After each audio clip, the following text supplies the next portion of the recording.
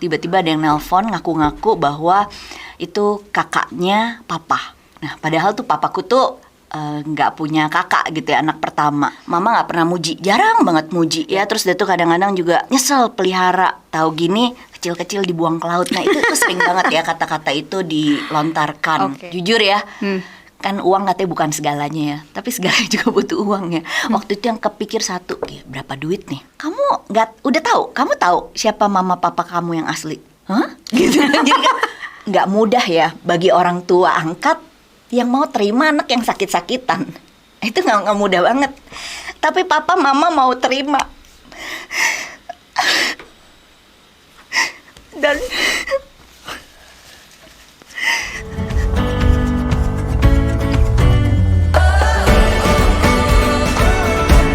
jumpa lagi di podcast GB Game CC. Apa kabar Bapak Ibu sekalian dan teman-teman sekalian? Oke, hari ini kita akan bahas tema yang cukup menarik dan pastinya membuat Bapak Ibu sekalian penasaran.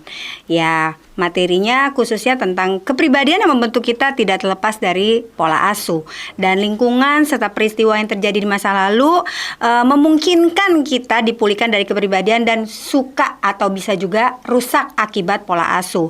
Nah, lingkungan dan peristiwa yang buruk di masa lalu itu juga bisa mengalami atau mengakibatkan bagaimana kehidupan pribadi dan karakter kita. Nah, hari ini tema yang akan kita angkat dan kita bahas adalah ternyata selama ini bukan anak kandung.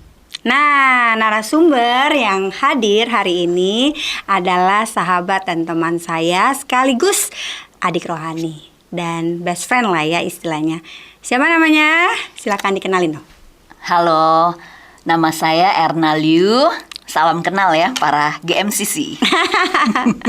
Apa kabar, Nak? Baik banget.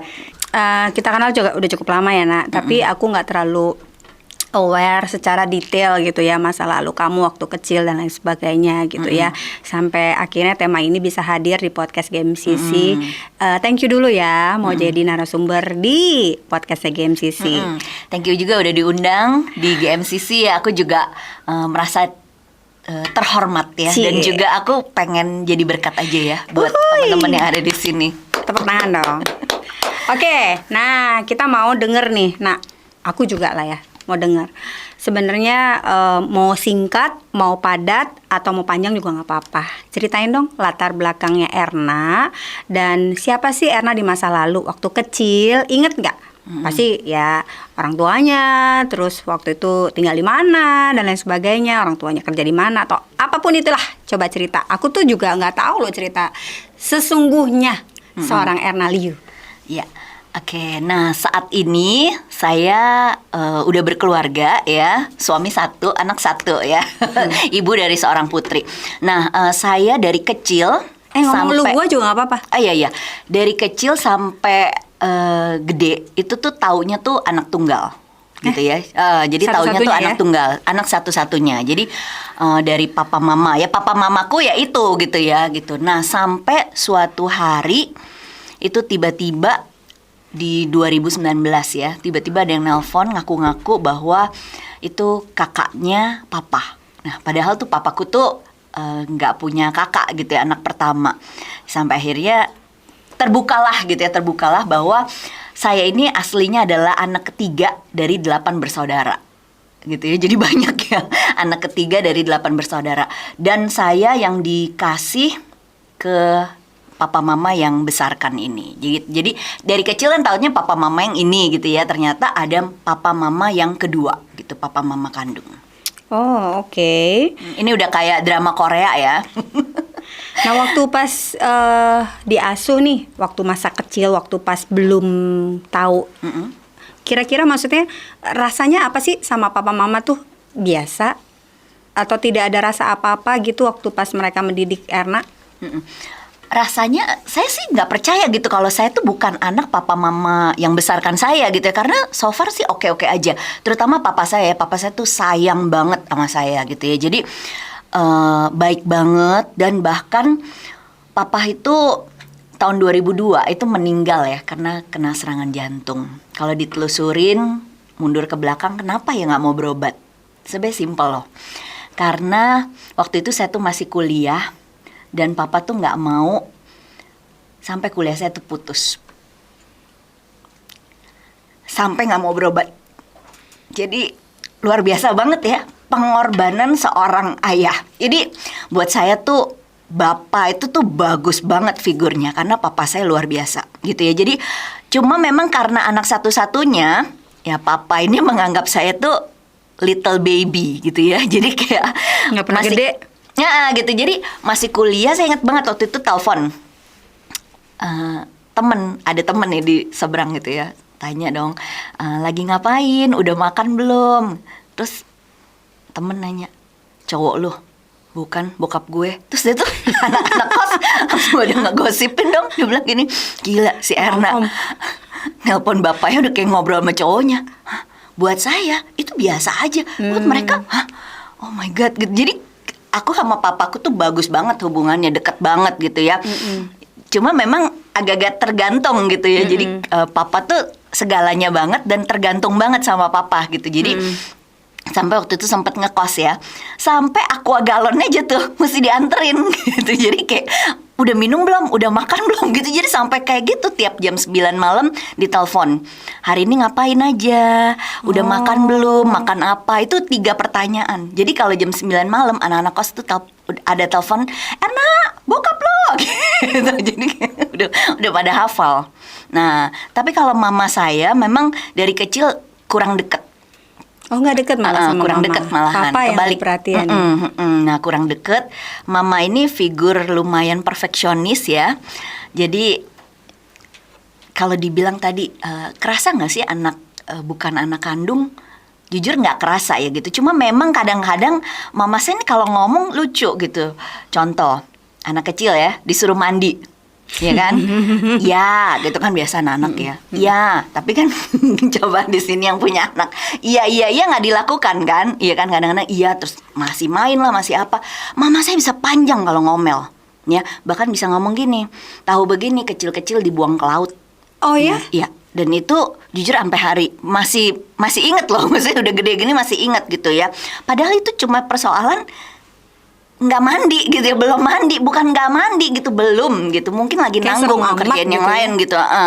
Ya terus dia tuh kadang-kadang juga nyesel pelihara gitu, tahu gini kecil-kecil dibuang ke laut. Nah itu sering banget ya kata-kata itu dilontarkan.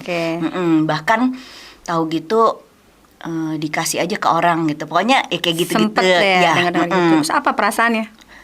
Waktu kalau dengar dari mama waktu itu bilang kalau kayak kesannya tuh kalau bandel kayaknya aduh buang aja ke laut gitu. Awal-awal kaget ya gitu, awal-awal kaget, shock gitu, kok bisa ya ngomong kayak gitu. Lama-lama ya kebal, karena sering diomongin kan, sering ngomong gitu kita, ya nggak dibuang juga ke laut kan ya gitu, jadi ya biasa aja gitu. Nah cuma memang mama nggak pernah muji, jarang banget muji ya. Mungkin kalau ya kita orang Chinese ya, orang Chinese zaman dulu kayaknya nggak boleh puji anak gitu ya, nanti anaknya gede kepala ya. Nah banyak tuh ya yang kayak gitu kan orang tua. Jadi tapi kalau ternyata di depan keponakan itu tuh mama tuh muji gitu, jadi bilang, oh hebat tuh, kamu kayak Ii dong gitu, juara 1, hebat, Kerjaan pinter bagus, gitu. ya. Belum kerja waktu itu, belum? masih sekolah ya gitu. Jadi, nah dari situ saya kayak, oh mamaku tuh ternyata ngebanggain aku loh gitu ya. Dari situ kayak selalu pengennya juara 1 supaya bikin mamaku puji aku. Asik. Jadi kayak lihat aku dong gitu. Karena kalau di depan kita ya selalu dibilang, kamu mah nggak bisa apa-apa. Coba tuh lihat tuh si ini, si ini mah baik, si ini mah pinter, sini. Aku tuh kayak, gue kurang apa ya gitu ya. Gue udah ranking 1. Gue di sekolah disayang guru. Ibaratnya banyak orang tuh mau kayak aku gitu. Tapi kok mamaku nggak. Jadi kayak cuma pengen Ma lihat aku, melihat aku gitu. Aku ada loh gitu. Jadi kayak ada sih sempat kayak gitu. Pengen dipuji lah ya. Mau diakui ya. Lebih diakui kayaknya. Kok kayaknya keponakannya mama itu lebih kayak anaknya ya gitu ketimbang aku gitu. Ada entah waktu itu emang apa gua baper gitu ya, sensi, tapi namanya anak ya. Mungkin ada ya kepingin kayak gitu ya. Gitu. Nah, ingat gak waktu itu kan ini belum tahu nih waktu itu. Tapi sempat ada momen di mana Erna kayaknya rapuh waktu itu, sempat down gitu ya. Ingat gak waktu tahun 2009 aku tuh lagi hamil Farel. Terus ujuk-ujuk ada seorang Erna datang ke rumah. Lagi keadaan kayaknya drop banget, terus kayaknya nggak ada semangat hidup gitu ya. Apakah maksudnya itu tuh ada hal yang Erna lagi alamin terus kayaknya berat banget. Mau tahu dong, kayaknya sampai hari ini aku juga lupa mau nanya itu ya. Ini gara-gara di podcast jadi kita juga pengen tahu semuanya lah ya gitu. Coba cerita kenapa itu? Itu sampai kayaknya rasanya tuh kayaknya udah kayak putus asa banget gitu. Kalau ditanya balik waktu itu kenapa nggak ngerti juga ya gitu. Jadi boleh dibilang tiba-tiba kayak ada perasaan sedih gitu. Tiba-tiba lagi rame-rame gitu, kok kayaknya kita ngerasa sendiri gitu. Memang waktu itu juga tinggalnya sendiri ya gitu, di apartemen tinggal sendiri gitu. Kok tinggal sendiri? Karena papa mama waktu itu memang udah nggak ada. Jadi papaku meninggal tahun 2002, mama tuh 2004 gitu. Nah sejak saat itu memang tinggal sendiri gitu. Sempat tinggal sama tante, adik mama, terus abis itu nggak lama ngekos tinggal sendiri. Nah akhirnya ya ada rezeki ya bisa beli apartemen gitu. Nah tinggal sendiri waktu itu. Jadi mungkin ada rasa kayak kok aku sendiri ya gitu. Nah saya jadi ingat ada pola asuh yang tadi ya gitu. Ma lihat aku dong, pengen diakui gitu ya. Ketika orang tua nggak ada itu jadi kayak aku kerja, aku dapat gini. Oh, mamaku nggak sempat lihat ya, kok papaku nggak sempat lihat. Ada rasa kayak apa ya, sedih gitu ya. Ya gitu, sepi kali ya. Waktu itu perasaannya tuh sepi gitu. Jadi kayak melo sendiri gitu ya, mengasihani diri gitu. Jadi kayak gitu ya. Sebenarnya pengen kasih tunjuk ke orang tua apa yang sudah Erna punya. Ya kan waktu itu pas Erna datang tuh aku bingung kenapa kok Erna kayak putus asa, padahal rumah udah ada, mobil ada, kerjaan bagus, gaji juga cukup. Wah gitu ya, kalau pada saat momen itu ya menurutku tuh cantik gitu ya. Kurang apa gitu kok, tapi pas tiba-tiba datang tuh kayaknya dengan kondisi drop gitu aku juga jadi bingung gitu loh. Apakah memang itu terpukul bener-bener karena rasa kosong, karena kesepian seanak tunggal, sebagai anak tunggal kah? Bisa jadi. Jadi kayak kalau orang lihat kita wah perfect gini ya, sebenarnya belum tentu juga ya gitu. Kadang-kadang setiap orang punya ceritanya. Setiap orang jangan lihat dulu, wah dia enak ya hidupnya gini-gini. Enggak juga gitu. Pasti dalamnya tuh ada sesuatu yang dia nggak cerita aja gitu. Ya waktu itu ya gitu, tahun 2009 gitu. Nah, oh iya, ya itu masih sih. single lagi waktu itu ya. Iya benar. Jadi benar-benar single dan sendiri ya.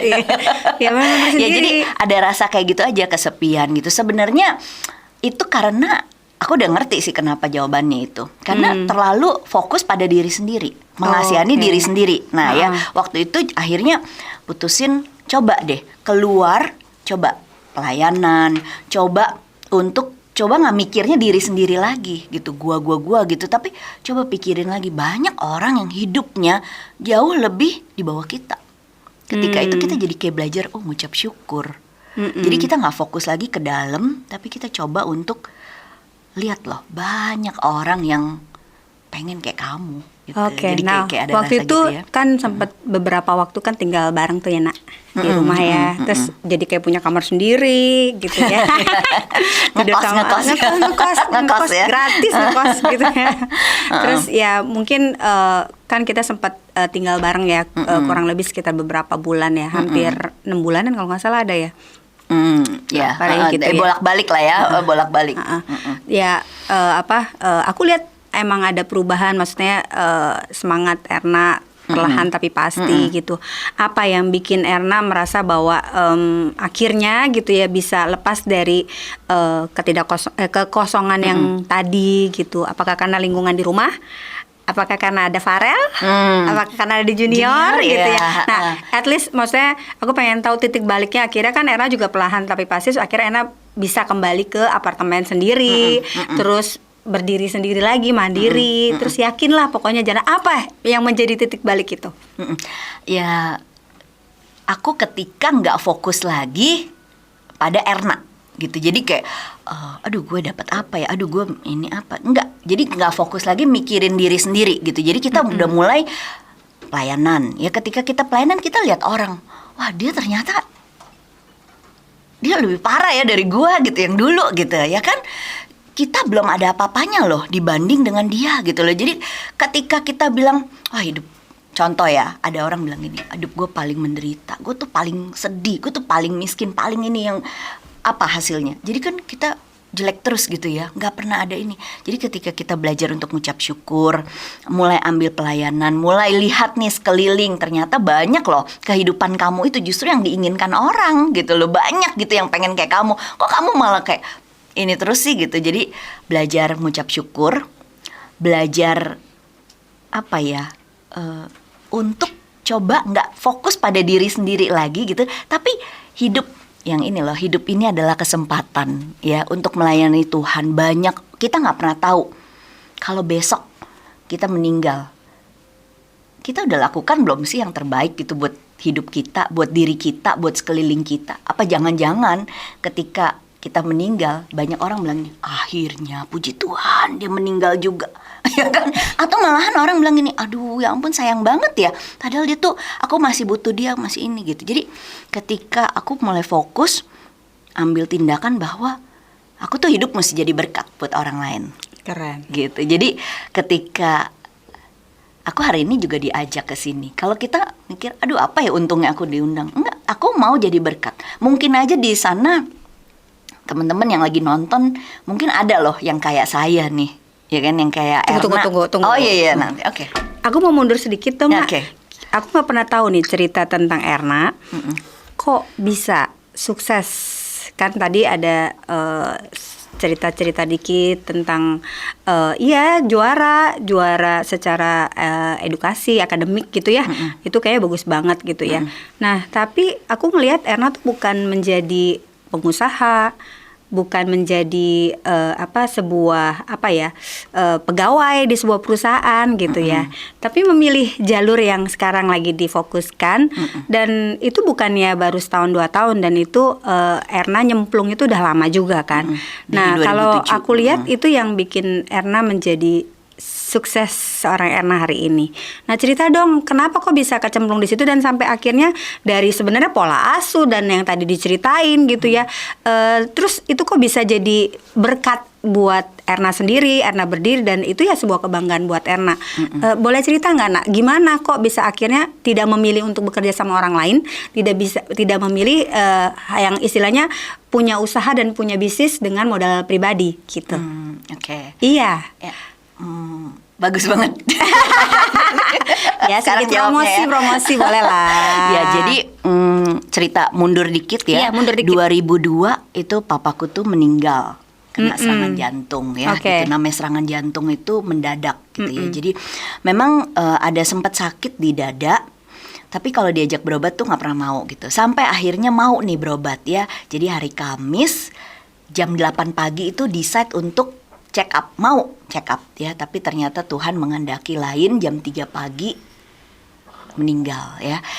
Itu mau bawa ke rumah sakit gitu. Dari situ kenapa papa saya nggak mau berobat? Simpel aja, nggak punya duit. Duitnya buat anak kuliah gitu. Jadi itu membuat sampai hari ini kayak ada rasa gimana gitu ya gitu. Bersyukur banget, satu rasanya bersyukur banget, tapi yang kedua sayang ya banget gitu. Itu mah sayang ya gitu. Sampai dibela-belain dia nggak mau ke dokter tapi untuk biaya ke kampus, iya, sekolah, betul kuliah banget, betul. Nah terus yang kedua tahun 2004. Nah kalau ditanya kenapa ya papaku, aku sempet loh bilang gini, kenapa ya Tuhan, jujur ya sempet waktu itu protes, karena kan papaku segala-galanya, ibaratnya kayak separuh jiwa gue tuh lepas gitu loh. Tapi sempat bilang sama Tuhan, waktu itu lagi pelayanan, lagi rajin-rajinnya, lagi pelayan, protes sama Tuhan. Kenapa Tuhan tuh ambil papa saya? Ya jujur waktu itu bilang, kenapa nggak nyokap aja gitu ya? Ya maksudnya ekstrimnya gitu. Kalau mau ambil salah satu mungkin itu. Tapi kita nggak pernah tahu loh. Dari situ aku hidup berdua sama mamaku ya. Yang tadinya kurang cocok, kan tinggal berdua doang kan. mau cocok-cocokin. Jadi cocok kan mau nggak mau. Sampai akhirnya percaya nggak percaya, nyokap tuh yang tadinya anti banget ke gereja sampai bisa baptis. Mama? Iya. Oke. Kalau ditanya kenapa papaku meninggal, mungkin untuk itu. Amin. Ya kan? Kita nggak pernah tahu. Terus? Hari ini aku bisa ngomong kayak gitu. Ketika 2002, nangis-nangis, protes sama Tuhan, biasalah manusia, nih kan. Tapi ketika kita lihat ada sesuatu yang lebih indah, 2004, mama, yang tadinya orangnya keras banget, bisa lembut, bisa baik, dan baru tahu yang namanya mama itu semulut-mulutnya aja kayak begitu, tapi hatinya itu ibu ya tetap ibu, sayang banget sama anak. Nggak mungkin lah ya dibuang ke laut. Nggak mungkin dibuang ke laut, itu mulutnya aja. Nah dari situ aku mikir, oh ya mungkin didikan orang tuanya juga begitu.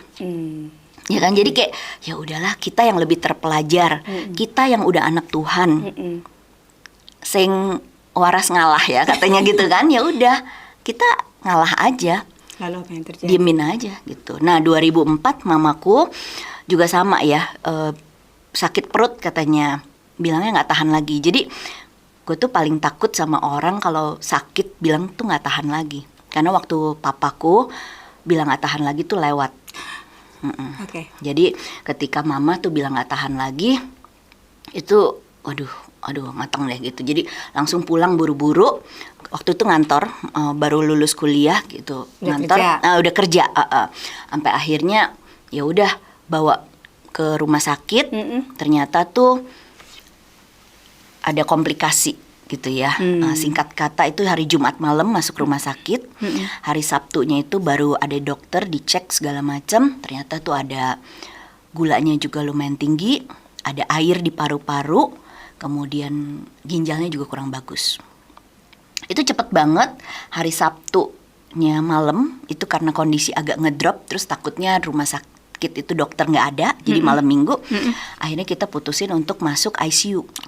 Waktu masuk ICU juga aduh jujur ya, kan uang katanya bukan segalanya ya, tapi segalanya juga butuh uang ya.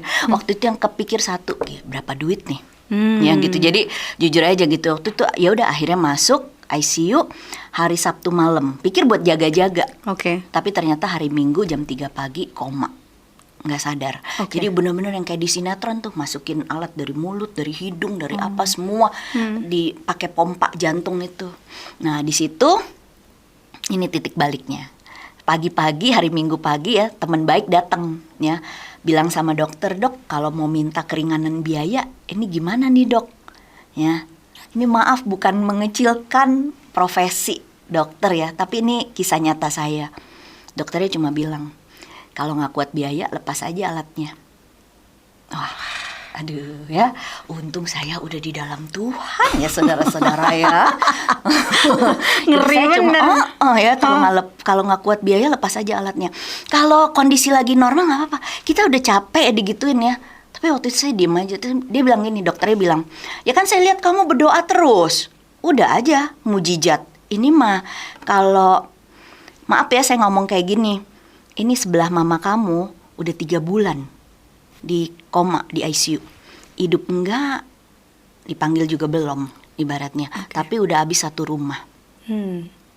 Ya, kamu kuat biaya nggak? Kalau kamu nggak kuat biaya, udah dah. Ini sih jujur aja ngarepin mujizat. Udah dokter aja mujizat, gitu. Iya. Ya udah. Tapi saya waktu itu ambil keputusan jangan pernah lepas alat. Karena kalau lepas alat pasti saya tuh nyesel banget seumur hidup. Gitu. Jadi saya bilang sama dokter, oke, dok, tetap aja lakukan yang terbaik. Ya. Saya nggak tahu duit dari mana. Pokoknya Tuhan saya adalah Tuhan yang kaya. Pasti sanggup mencukupkan. Yes. Abis ngomong itu mikir, oh my God, Tuhan, tolong aku Tuhan. Aku sedang ngomong seperti ini Tuhan. Ya, tapi waktu itu saya juga doa, Tuhan, kalau memang Tuhan mau sembuhin total, itu Tuhan tuh luar biasa banget, sentil sekali aja langsung bangkit kok ya gitu. Kalau Tuhan memang mau sembuhkan total, dan saya percaya banget Tuhan tuh Tuhan yang sanggup. Tapi kalau Tuhan punya rencana yang jauh lebih indah, Tuhan mungkin mau panggil, nggak apa-apa. Saya bilang saya ikhlas, saya udah ikhlas, saya bilang gitu. Wah, ngomong ikhlas itu udah air mata, udah ini banget gitu ya. Di situ saya punya titik balik. Semua yang kita punya ya, harta, bahkan sampai gigi palsu mama saya itu nggak dibawa nggak di ini tapi dibawa gitu. Itu semua itu nggak dibawa, meninggal loh. Jadi harta kita, tabungan kita, rumah, deposito apa semua tuh nggak ada yang dibawa. Yang dibawa tuh cuma ya badan aja. Jadi segala yang kita punya itu bukan punya kita, cuma titipan dari Tuhan. Termasuk mama saya. Jadi mamaku itu bukan punya aku, itu punya Tuhan. Waktunya Tuhan mau panggil. Tapi saya bilang sama Tuhan, kasih saya kekuatan. Kasih saya kekuatan Tuhan untuk saya bisa sanggup gitu loh. Saya bisa sanggup gitu. Ya udah, bener-bener ya ada aja sih kekuatan. Kayak bener-bener Tuhan tuh Tuhan yang setia banget gitu. Jadi ketika saya tuh ikhlas, benar-benar ketika doa itu akhirnya hari Minggu jam 3 pagi itu meninggal. Jadi waktu aku udah lepasin, aku udah ikhlasin, saya juga udah ngomong sama mamaku, bisikin kalau saya ada salah, aku minta maaf ya Ma gitu. Kalau mama udah mau pergi, udah alat gak masih kuat, tetap terpasang. Iya masih, tapi bisikin. Tapi kalau mama mau pergi, udah gak kuat, gak apa-apa, pergi aja. I'll be okay. Ada Tuhan yang akan menjagaku. Aku bilang gitu sih. Ya bener aja, aku habis doa itu aku juga ngelihat kayak mamaku diangkat gitu ya, gitu naik tangga terus hilang gitu. Bener aja jam 3 pagi meninggal. Nah itu kalau balik lagi ke dokter yang tadi, kalau nggak kuat biaya lepas aja alatnya. Itu percaya nggak percaya, Tuhan itu nggak pernah berhutang. Ya, aku sih jujur waktu itu habis ngomong itu juga mikir, aku punya duit apa enggak gitu ya. Memang waktu dari kecil udah nabung ya. Nah, anak-anak dapat uang angpau itu ditabung gitu ya. Kerja dikit-dikit ditabung. Itu biaya rumah sakit itu dulu ya tahun 2004 7,5 juta. Di rumah sakit ada yang kasih 2,5 juta. Waktu tahu meninggal ada yang transfer 5 juta. Jadi pas ya 7,5 juta. Tuhan nggak pernah utang. Terus dikubur itu beli tanah kuburan waktu itu ya 2 juta. Ada yang transfer loh 2 juta. Wow. Kok bisa pas ya? Terus masuk rumah duka itu nggak bayar, cuma beli petinya ada yang beliin. 1 peser pun ya, aku nggak keluar biaya loh. Keren. Itu siapa? Tuhan. Dan pas rupiahnya bisa pas. Dari situ ya, wah nggak usah takut, nggak usah khawatir. Apa aja tuh nggak usah khawatir. Jadi dari situ pede banget. Apa-apa tuh nggak perlu khawatir. Nah dari situ mulai mikir juga. Ini perkataan yang tadi kalau nggak kuat biaya lepas aja alatnya. Dari situ mikir. Kayaknya banyak ya orang-orang yang seperti Erna dulu. Ya, nggak punya tabungan, nggak punya proteksi, ya nggak punya apa-apa gitu. Jadi kayak hidup ya udahlah mengalir aja gitu ya, bak sungai gitu ya. Padahal sungai kan mengalir dari tempat tinggi ke tempat rendah gitu. Hati-hati juga nih kalau kita ngomong ya. Nah jadi dari situ memutuskan untuk nggak menjadi karyawan gitu, berubah menjadi seorang entrepreneur gitu ya. Itu juga ganti kiblat banget ya dari tadinya anak yang manja, yang apa-apa papa, mama gitu, yang selalu banyakan takut, banyakan hati-hati banget dalam bertindak, selalu dulu juga overthinking, negatif gitu. Nah, ketika menjadi seorang entrepreneur dan saat ini ya puji Tuhan dipercaya udah jadi leader ya, udah dipercaya untuk mengembangkan tim sendiri. Ya ini otomatis ya karakter itu berubah, tanggung jawab juga nambah, terus kasih juga ada gitu, bertambah gitu. Dan juga kayaknya Tuhan mampuin aja. Keren. Untuk kita mampu lewatin semua gitu. Jadi dari situ kalau ditanya kenapa, ya uang bukan segalanya, tapi segalanya juga butuh uang gitu. Uang itu bukan sesuatu yang jahat. Sama kayak pisau jahat atau baik? Ya jahat kalau dipakai buat bunuh orang. Kalau buat potong buah, potong apel, potong sayur, dimasak buat anak kan baik. Sama, uang juga gitu. Dulu saya mikir nggak usah banyak-banyak uang. Nanti kalau uang jadi banyak uang sombong. Enggak. Ternyata dengan kita diberkati, kita jadi berkat lagi. Gereja bisa ada juga karena ada orang-orang yang memberi kan. Amin. Oke. Keren ceritanya. Jadi akhirnya itu ya titik baliknya, bangkit terus menemukan bisnis yang cukup luar biasa sampai hari ini. Iya, Nah. ya bersyukur banget, dan aku jadi kayak berpikir bahwa aku udah ditolong Tuhan, ya dia tuh Iya. ya semua itu Pertolongan Tuhan ya. Itu kan kok kalau dipikir logikanya di mana? Iya. Rupiah kok bisa plek sama? Aku ditolong Tuhan. Waktunya aku juga udah harus berpikir untuk gimana caranya membantu orang gitu juga. Itu di luar Erna sana. saat menemukan passion di bisnis atau maksudnya dari sisi income ya, dan aku lihat Erna cukup luar biasa, dan bahkan bukan cukup ya, sangat luar biasa ya. Mungkin orang-orang lihat juga kayaknya keren ya gitu ya. Nah, tapi kan tadi kan ada kekosongan sendiri di mana mungkin mencari pasangan hidup, dan aku ngikutin nih kisahnya gitu ya. Gimana, cerita sedikit dong ketemu pasangan hidup yang akhirnya ditemukan waktu itu. Jujur ya, waktu itu malahan udah gak kepikiran mau punya pasangan ya. Jadi udah sampai bilang sama Nelly, udahlah nggak married juga nggak apa-apa ya gitu. Nggak Maksudnya apa-apa. happy aja gitu. Nggak apa-apa. Justru lagi-lagi ya ikhlas aja loh. Ikhlas loh, bener-bener ikhlas. Waktu Percaya. ya tadi kan mamaku ya aku ikhlasin gitu ya. Tuhan kasih kekuatan. Waktu kita juga bilang udahlah nggak apa-apa gitu. Akhirnya ketemu. Justru kalau malah cari-cari gimana malah nggak ini ya. Dapet ya. Sale gak ada ya, sale gitu ya. Jadi Udah diskon udah. ikhlasin aja gitu, Oke. ikhlasin aja, dan ya udah fokusnya nggak ke situ gitu. Fokusnya gimana ya, saya ini jadi berkat. Gimana ya waktu Asik. itu pengen pelayanan, gimana ya pengen ini gitu. Jadi pengen ketika kita fokus malah pengen bantu orang, mau jadi berkat, itu jadi kayak Tuhan mungkin kayak wah kasihan juga kan anak gitu ya. Udah deh kasihin deh pasangan gitu ya. Pasangannya Ucuk-ucuk iya, gitu ya. pasangannya juga bukan yang kaleng-kaleng gitu, yang Ya, dikasih dong. juga yang bagus gitu ya. Ya, suami saya posisinya juga udah bagus waktu itu. Iya. Udah presiden director gitu. Jadi Sesuaikan Tuhan, lah ya. Ya, Tuhan tuh kasih yang sepadan. Kalau Amin. logika kita ya udah deh Tuhan yang Mana yang, aja? Enggak, Tuhan nggak mau. Oke. Hidup kamu terlalu berharga. Kamu Iya. tuh terlalu berharga gitu. Kamu disayang Tuhan. Tuhan bilang, wah kamu tuh kesayangan aku. Masa kamu mau dikasih yang asal-asal? Tuhan Iya. mau kasih yang the best gitu loh. Jadi buat yang single, ya, yang di sini, yang Ingat, single, ikhlas. ya ikhlasin dan Oke. udah jangan terlalu fokus. Percaya aja. Tuhan Gitu ya. kasih yang terbaik. Iya, Ya, akhirnya yang dapet. penting kita juga mempersiapkan diri. Ya, menurut aku ya, kita juga Setuju. harus mempersiapkan diri. Setuju. Nah, banyak banget nih, ya maaf nih ya, maaf banget. Ya banyak suka orang bilang gini, ya udahlah, gue cari cowok kaya aja.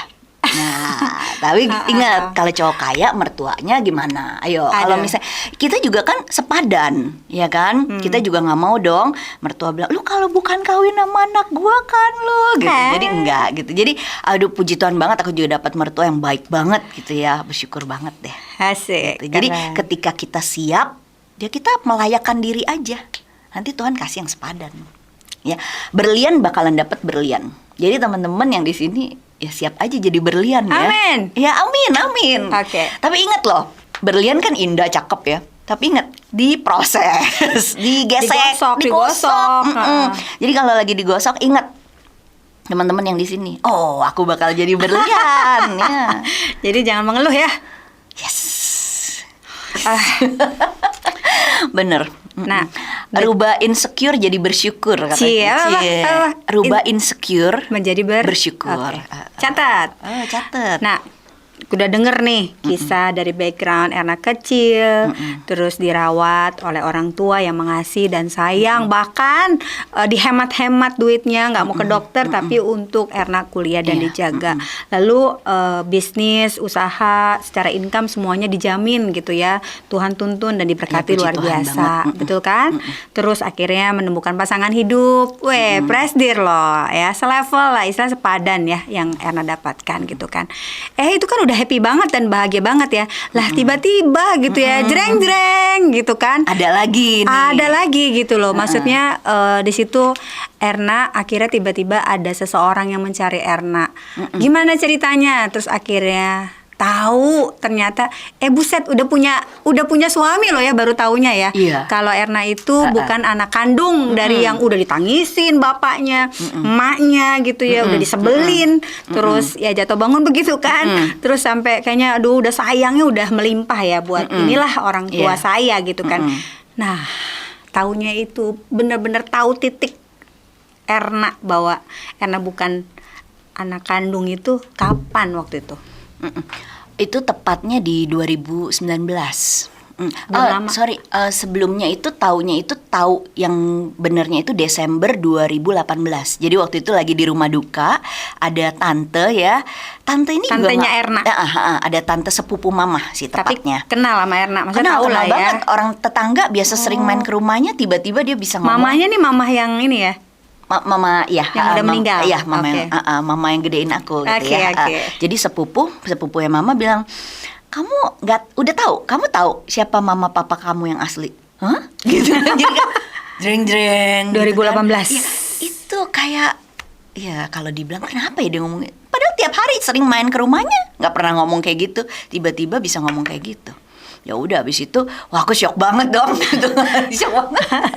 Terus langsung ke adik mama yang dulu waktu ketika mama meninggal sempat tinggal sama beliau. Ya udah tanya, ya akhirnya ceritain gitu bahwa iya, tapi jangan nanya ya siapa yang aslinya. Nggak tahu katanya gitu. Jadi nggak tahu siapa. Nggak tahu karena itu di Palembang kan, kecilnya di Palembang, lahir di Palembang gitu. Jadi ya udah dari situ kayak ngerasa ya udahlah mendem aja gitu, nggak usah tahu lah. Cuma jadi kayak dibilang nggak usah tahu. Nah, makin kita ngomong jangan tahu lah, nggak usah lah, nggak ini. Makin sebenarnya penasaran. Jujur aja ya, makin dibilang jangan tanya, jangan ini. Makin ada dong rasa kayak yang mana ya? Yang mana ya? Apa gue kesana ya? Gue cari tahu ya, gue ini gitu. Jadi kayak kepo sendiri gitu kan. Sampai akhirnya ngobrol tuh waktu itu ketemu sama hamba Tuhan, makan bareng ya. Akhirnya aku ceritain gitu kan. Iya Pak, tahu nggak Pak? Aku tuh bukan anak papa mama aku loh. Nah, bapak itu cuma nanya, terus respon kamu gimana Ya nggak tahu Pak, aku sih sedih. Aku ngerasa aku dibuang gitu. Waktu itu jujur kayak ngerasa kenapa ya Pak ya aku yang dibuang, kan belum ngerti nih ceritanya. Biasalah ya gitu, manusia kan pasti negatif. Lagi nih waktu kita fokus ke aku tuh sedih loh. Aku tuh ini mama papa aku aja nggak mau loh sama aku loh. Aku dikasih orang loh, gitu ya kan, ada dong mikir kayak gitu. Tapi sepupu waktu itu bilang harusnya lu tuh bersyukur. Kalau nggak ketemu papa mama yang ini, kebayang nggak kamu nanti di Palembang hidupnya seperti apa? Namanya dikasih orang ya pasti hidupnya di bawahnya dong ya gitu, nggak mungkin anak orang kaya dikasih orang, nggak mungkin kan ya gitu ya. Jadi pasti ada sesuatu. Nah waktu itu ketika ketemu sama hamba Tuhan itu bilang setuju setuju banget. Udah kamu ambil tindakan mengampuni. Dan aku bener loh waktu itu aku langsung ambil tindakan mengampuni. Mengampuni siapa? Mengampuni orang tua kandung. Padahal belum tahu juga. Belum ngerti apa-apa. Aku mengampuni. Aku ngomong, Tuhan, aku mengampuni papa mama biologis aku ya, orang tua kandung aku. Mereka nggak tahu apa yang mereka perbuat. Kayak Tuhan Yesus gue ya gitu. Mereka nggak tahu apa yang mereka perbuat. Tapi pokoknya mereka pasti punya alasan yang kuat untuk mereka melakukan itu. Dan aku juga mengampuni mama papa yang membesarkan aku. Oh, kenapa harus mengampuni? Karena mereka merahasiakannya. Ya kan, mereka nggak ngasih tahu. Nah, tapi aku percaya juga mereka juga pasti punya alasan yang kuat untuk mereka lakukan itu, ya kan? Karena mungkin kalau dikasih tahu mungkin aku belum siap, aku jadi sedih, ya kan? Mereka juga nggak mau kehilangan Erna, ya kan? Karena mereka terlalu sayang. Udah, ketika lepaskan pengampunan ikhlas. Itu jreng di Mei 2019 dong ada yang nelpon. Percaya nggak percaya, lagi-lagi ikhlas. ikhlas bener. Udah dah, gua mau anaknya siapa, penasarannya tuh gini, aduh nyokap bokap gua kayak gimana ya, aduh jangan-jangan ini ya, kita ini selalu bermain sama pikiran. Dan kita ini adalah sutradara dari pikiran kita. Ya kita paling pinter loh bikin sinetron. Tahu nggak teman-teman judulnya apa? Jangan-jangan. Sinetronnya judulnya jangan-jangan. Jangan-jangan mamaku pelacur. Jangan-jangan ada pikiran mamaku gitu ya? begini, mikirnya kan negatif ya. Jangan-jangan kakak gue tuh pemabok, jangan-jangan gitu. Jadi jangan-jangan ya. Serialnya itu. panjang ya, jangan-jangan. Panjang. Aku stop langsung. Oke. Putusin dalam nama Yesus. Siapapun orang tuaku aku udah mengampuni, aku udah ikhlas. Aku nggak bisa milih orang tua. Yes. Iya kan? Setuju. Aku nggak bisa lahir dari siapa. Oh, aku mau. Oh, kalau gitu mau orang tuanya Pak Soeharto, ya kan?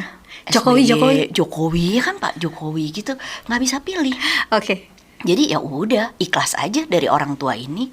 Yang ini dibesarkan oleh orang tua yang ini. Itu semua udah jalan hidup kita. Gitu. Jadi aku udah ikhlas gitu. Bener ada yang nelfon. Ya pokoknya singkat kata, akhirnya aku bertemulah dengan mereka dan mereka bercerita. Jadi ternyata aku adalah anak ketiga dari 8 bersaudara. 8 anak ketiga dari 8. Iya. Oke. Nah lagi-lagi pertanyaan, kalau mau ditelusurin, kok lucu lu anak ketiga dikasih orang, emak bapak lu masih punya 5 anak lagi. Iya, betul. Ya kan? Kirain udah Kenapa kapok ya? gitu. Kalau orang dikasih mah anak ke-8 gitu, anak ke-7 udah anak sisa-sisa ya, anak ketiga. Lagi-lagi loh, jangan-jangan ya kan sinetron jangan-jangan ya, jangan-jangan. Serial. Nah, tapi aku mau putusin loh, aku bukan anak terbuang, tapi aku ini anak terpilih. Amin. Hmm. Gimana ceritanya? Iya, Bisa pikir jadi gitu. aku bukan anak yang terbuang. Udah, aku kayak declare aja ke diriku gitu. Udah, nggak usah banyak mikir. Ini waktu belum bertemu dengan mereka gitu ya. Dan aku bukan anak yang terbuang. Aku anak yang terpilih. Udah. Nah, sampai akhirnya bertemu ya. Jadi aslinya itu papa kandung aku tuh kuli bangunan. Mama kandung aku tuh saking susahnya hidup itu sampai jadi pembantunya, jadi tukang cuci tetangga-tetangga gitu. Jadi tragis banget ya gitu. Mereka hidup di miskin banget gitu. Jadi kayak mungkin dapat 1 ayam dibagi-bagi gitu. Anak-anaknya 7 kan ya. Mereka kan hidup ber-7. Ketika ketemu juga, yalah kamu semiskin-miskinnya papa kamu masih dapat susu kan. Kita orang kan makannya air tajin gitu katanya gitu. Jadi ketika dengar kayak gitu ya aku ada respon ya bersyukurlah gitu. Ya mungkin kalau aku hidup dengan orang tua kandung nggak tahu gitu loh ceritanya tuh gimana gitu, udah beda lagi nih ceritanya kan. Ini kalau hidup sama orang tua kandung kan begini, kalau hidup sama orang tua yang sekarang kan begini, udah berubah loh, nggak tahu ceritanya gimana. Tapi udah percaya aja Tuhan tuh udah pilih kita gitu loh, udah jalan kita, Tuhan udah atur. Ini anak kesayangan, dipilih, diangkat, dimuliakan, udah gitu Amin. aja. Nah sekarang gimana tuh kemuliaan Tuhan itu ada sama kita ya. Yes. Dan berdampak gitu loh, hidup kita berdampak gitu. Aku pengen banget ketika ada yang denger ini ya, mungkin kalian jadi kayak ngerasa, aduh aku tuh gak berharga, aku tuh loser, aku tuh ini loh. Mungkin ada yang kayak saya dulu gitu ya. Tapi kalian mesti sadari, kalian bukan yang terbuang. Amin. Kalian justru yang terpilih. Amin.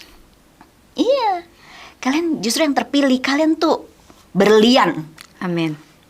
Yang mungkin ya masih di got kali kemarin. Aku kemarin tuh berlian, tetap aja berlian, tapi masih di got. Tapi ambil gak kalau ada berlian di got? Ambil gak? Ambil dong, diambil dong. Dibersihin, diangkat, ujung-ujungnya berlian. Jadi kita ya, teman-teman yang ada di sini nih yang lagi nonton, teman-teman tuh berlian, berharga. Ya. Jadi stop complaining, rubah insecure jadi bersyukur, banyakin aja tuh list ucapan syukur. Keren. Jadi kayak hidup tuh lebih happy aja, bawaannya lebih happy. Gitu.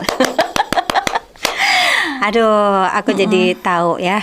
Terus artinya kiat-kiat suksesnya selama ini adalah ikhlas.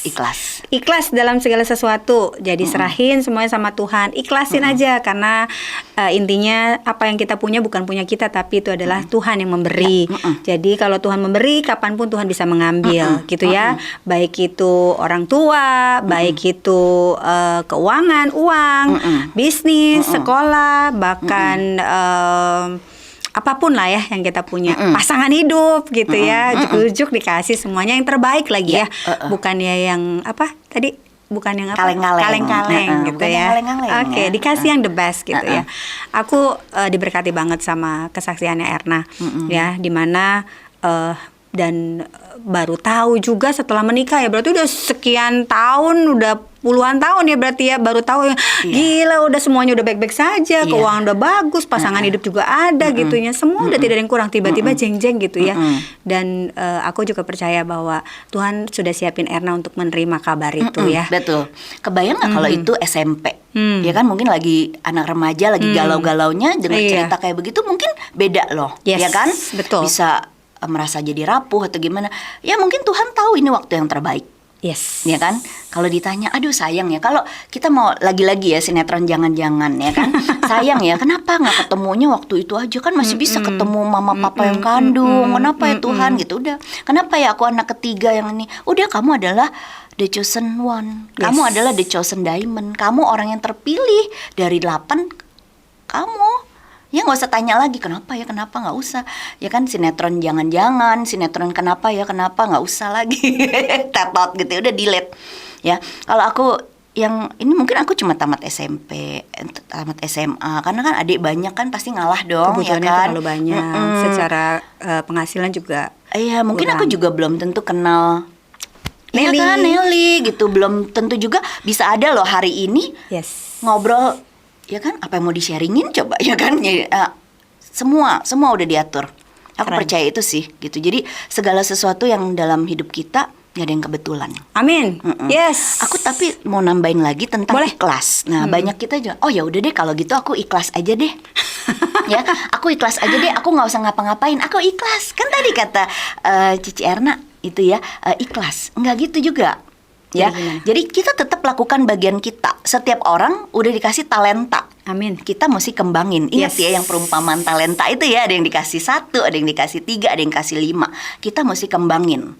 Jadi, nah ini kadang-kadang nih kita anak Tuhan nggak boleh pakai kata-kata ya udah deh ngucap syukur aja, dikasih segini nggak usah terlalu ini, enggak ya, jadi itu males namanya gitu ya, nggak boleh itu bukan gitu. Tapi mengucap syukurnya ini dalam arti kata setiap hari bangun tidur masih bisa napas. Amin. Tangan 2, coba bayangin tangan kalau nggak gerak gimana ya kan, mata masih bisa kebuka, semua masih normal. Yes, amin. Puji Tuhan banget loh. Sering-sering deh main ke ICU, lihat yang napasnya bayar sekali, 1 juta. Aduh, kayak kalau kita napas 1 juta ya kita harus hemat-hemat ya Bo ya gitu, kayaknya kita kan masih gratis. Itu banyak banget ucapan syukur. Ketika tadi jalanan datang ke sini macet di mana-mana, kok aku lancar ya gitu, kok kayaknya bersyukur gitu. Jadi banyak banget yang kita bisa syukurin. Keren. Nah, papa mama kandung yang secara biologis itu masih ada? Udah nggak ada. Jadi papa kandung itu meninggal 2004, mama itu 2015 ya katanya. 2015. Kalau papa mama biologis atau papa mama kandung ada di sini, Erna mau ngomong apa? Aduh, gimana ya? Aduh mengandung bawang ini ya. Boleh, ini udah ada tisu banyak. Ya. Aku mau bilang, aku mengampuni kalian. Aku percaya gak ada orang tua yang buang anak. Amin. Dan aku berterima kasih banget sama papa mama yang udah mengikhlaskan aku juga. Ya, walaupun sampai akhir hidup papa dan mama kita belum sempat ketemu. Tapi aku percaya papa mama melihat aku dari sana, dari surga sana. Dan aku bersyukur dilahirkan dari kalian. Dan aku dibesarkan oleh orang tua yang sekarang. Tidak ada penyesalan dalam hidupku. Seandainya waktu diulang lagi, aku ingin seperti ini lagi. Aku lahir dari kalian dan aku dibesarkan oleh orang tua yang sekarang. Amin. Gak ada penyesalan dalam hidupku. Aku pengen terulang kayak gini lagi. Ya, thank you. Ya, aku cuma mau bilang thank you. I love you. Mengandung bawang ya? Iya, bawangnya banyak kayaknya ya. Oke. Satu lagi, Nak.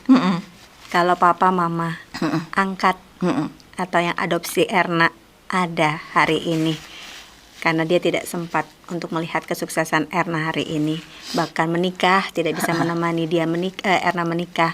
Apa yang Erna mau sampaikan ke mereka, khususnya papa dan mama yang mengasuh Erna? Ya, aku mau bilang terima kasih banyak sudah mengangkat aku. Jadi aku tahu kenapa aku dikasih, karena aku dulu kecil tuh sakit-sakitan. Ya, aku kecil sakit-sakitan. Mungkin nggak mudah ya bagi orang tua angkat yang mau terima anak yang sakit-sakitan. Itu nggak mudah banget. Tapi papa mama mau terima. Dan aku tuh di orang pinter ya. Orang tua kandung itu udah tanya orang pinter. Aku tuh hidupnya cuma sampai 3 tahun 5 tahun. Tapi aku ada hari ini itu benar-benar kemurahan Tuhan banget. Amin. Dan karena ada malaikat yang nolong hidup aku banget. Amin. Namanya papa mama. Makasih banget. Makasih banget. Makasih banget udah nyelamatin aku. Udah mau terima kondisi aku dulu kecil. Udah jadi malaikat banget buat aku. Udah sekolahin aku sampai papa tuh rela mati buat aku. Itu aku ngerasa banget itu Yesus yang ada dalam papa gitu. Ya. Ya gitu. I love you. Kesuksesan Erna atau jeripayah papa mama mengasuh, mendidik Erna, hasilnya adalah hari ini. Ya, betul aku ya? pengen membuat mereka tersenyum aja. Dan hari ini mereka tersenyum. Iya, mereka nggak salah gitu gedein anak gitu ya. Dan aku bersyukur banget aku dibesarkan oleh mereka. Meskipun mereka pendidikannya seperti itu, meskipun mamaku kayak gitu, papaku kayak gitu, itu semua membentuk aku banget hari ini. Dan ya mereka adalah malaikat tanpa sayap yang dikirim Tuhan. Amin. Untuk aku. Dan aku memanggil mereka papa dan mama. Yeah. Gitu sih. Jadi bersyukur banget gitu. Jadi kayak hari ini aku bersyukur banget sih. Bener-bener kemurahan Tuhan banget gitu. Aku ada hidup, sehat, ya kan? Itu garis tangan ini udah nggak laku loh. Karena kita hidup tuh bukan dari garis tangan. Yes. Garis tangan aku hidup sampai 5 tahun, 3 tahun. Ini udah perpanjang kontrak ya, sampai kapan? Tapi nggak tahu. Tapi yang pasti kalau boleh minta Tuhan, aku pengen tambahin umur aku. Aku juga pengen lihat anakku. Aku Amin. juga pengen masih bisa dipakai Tuhan lah gitu. Sampai aku tua, aku tuh kuat, bisa jadi berkat. Amin. Bisa dipakai kesaksian di mana-mana. Keren. Gitu. Thank you Erna. Thank you sama-sama. Aduh sama-sama. Thank you. Bawang. Thank you banget ya udah diundang juga biar Tunggu belum. cerita ini bisa jadi penguatan. Boleh, gitu buat pasti. yang lain. Pasti. Aku mau minta Erna kasih pesan gitu ya bagi mereka yang di luar sana, mungkin juga ada yang kehilangan mama, atau mungkin juga sebagai anak angkat, atau mereka juga tidak punya orang tua gitu ya. Boleh dong pesan-pesannya buat mereka sehingga mereka dikuatkan oleh pesannya dari Erna. Ya, pesannya adalah hidup kita ini seperti puzzle. Ya, teman-teman tahu puzzle. Puzzle kalau disusun masih 1, 2. Indahnya yang mana? Belum kelihatan nih, gambar fullnya belum kelihatan. Jadi hidup kita nih kayak puzzle. Ya, Tuhan lagi nambahin satu. Nanti pada waktu puzzle-nya ini terisi penuh, teman-teman akan melihat, wah, sangat indah, bagus banget. Sabar ya, sabar, ikhlas, Amin. sabar, percaya. Tuhan lagi tambahin satu persatu. Ya, hari ini kalau ada yang dengerin, itu bukan suatu kebetulan juga. Amin. Tuhan lagi bilang, kamu tuh berharga banget. Aku rela mati supaya kamu yang miskin jadi kaya. Aku rela mati, Yesus rela mati supaya kita yang sakit-sakitan sembuh, sehat, kuat, panjang umur. Amin. Terima dia sebagai Tuhan, ya, Yesus, Isa Al-Masih. Amin. Terima dia, jangan kerasin diri. Terima Yesus, percaya, hidupmu berubah. Yes. Amin, ya. Dan ambil tindakan kita juga, ya, balance. Oke. Thank you. Thank you Erna buat pesan-pesannya, dan kita sangat diberkati buat sharingnya, ceritanya, kisahnya yang sangat menginspirasi. Thank you. Bapak Ibu mungkin yang nonton dan melihat podcast ini pasti diberkati. Saya pun diberkati di sini, sudah banyak bawang di sini dan nangis bersama-sama dengan Erna. Dan saya percaya apapun itu, saya berdoa juga buat Bapak Ibu sekalian biar apapun ini menjadi berkat dan kiranya Tuhan Yesus memberkati. Dan itu dia podcast kita hari ini, dan semoga semuanya diberkati. Sampai jumpa di podcast selanjutnya.